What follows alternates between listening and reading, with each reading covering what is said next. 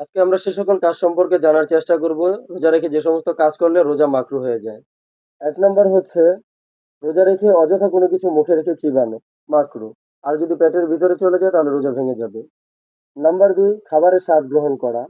যারা রান্নার কাজে থাকে তারা খাবারের ঝাল, লবণ পরীক্ষা করার জন্য জিহ্বার মধ্যে দিয়ে স্বাদ পরীক্ষা করে। এটা তাদের সাধারণ অভ্যাস। তবে রোজা রেখে এমনটা করা মাকরু। কিন্তু যদি কারো স্বামী বদমেজাজি হয় অথবা কোনো বাবুর্চির মালিক বদমেজাজি হয়, সেই ক্ষেত্রে তার জন্য জিহ্বার আগা দিয়ে খাবারের স্বাদ পরীক্ষা করার অনুমতি রয়েছে। তবে খাবার স্বাদ পরীক্ষা শেষে থুথু ফেলতে হবে, খেয়াল রাখতে হবে খাবারের জন্য পেটের মধ্যে চলে না যায়। রোজা অবস্থায় টুথপেস্ট, ছাই, কয়লা ইত্যাদি দিয়ে দাঁত মাজা মাকরু।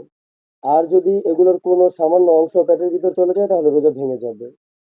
নাপাক অবস্থায় দিন অতিবাহিত করা অর্থাৎ গোসল ফরজ হয় এমন অবস্থাতে গোসল না করে অলসতাবশত দিন অতিবাহিত করতে থাকাও মাকরু।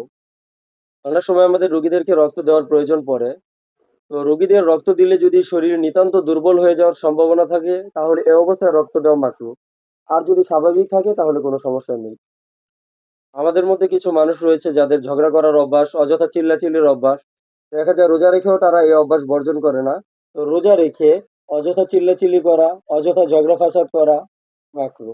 রোজা রেখে মুখের ভিতর একসাথে থুতু জমিয়ে তারপরে গিলে ফেলা মাকরু। সেহরি খাওয়ার পর দাঁতের মধ্যে কোনো খাদ্যের কণা যদি আটকে থাকে, তারপরে খাবার খাওয়ার সময় বা সেহরি খাওয়ার সময় শেষ হওয়ার পরে সেই খাদ্য কণা দাঁত থেকে যদি ছোটে, আর সেটা যদি ছোট্ট একটা চনা বুট বা ছোট্ট বুটের কণার চাইতে কম হয়, এরকম পরিমাণ গিলে ফেলা মাকরু। আর যদি বুটের পরিমাণ বা তার চাইতে বেশি হয় তাহলে রোজা ভেঙে যাবে। যদি কারো নিজের উপর নিয়ন্ত্রণ কম থাকে অথবা থাকবে না বলে সে জানে, এমত অবস্থায় স্ত্রীকে জড়িয়ে ধরে অথবা চুমু খায়, এটাও মাকরু। অনেক সময় আমরা খাবার চিবিয়ে শিশুদের মুখে দিই খাওয়ার জন্য। তো শিশুদের জন্য যদি বিকল্প খাবারের ব্যবস্থা থাকে এমন অবস্থায় খাবার চিবিয়ে শিশুদেরকে খাওয়ানো মাকরু। তবে যদি বিকল্প ব্যবস্থা না থাকে তাহলে কোনো সমস্যা নেই, চিবিয়ে দিতে পারবে।